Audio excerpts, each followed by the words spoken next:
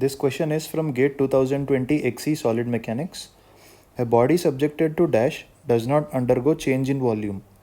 So those are the four options given, and from the four options we have to choose a type of loading for which the volume of the body will not change.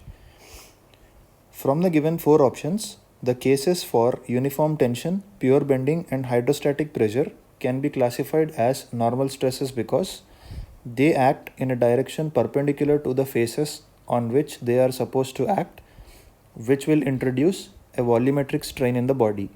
But here, to understand clearly, let us consider the case of pure shear. Let us take a two-dimensional body like this, and let us assume that its bottom surface is fixed.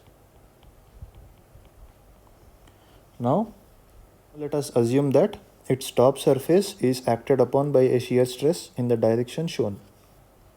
In that case, the bottom surface is held and the top surface is subjected to a shear force in the direction shown. Its shape will change in this way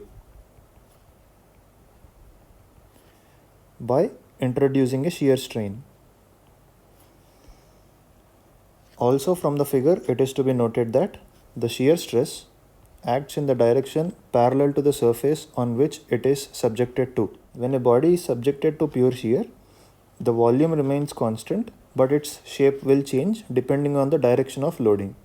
Therefore, the correct answer to this question is option B, pure shear.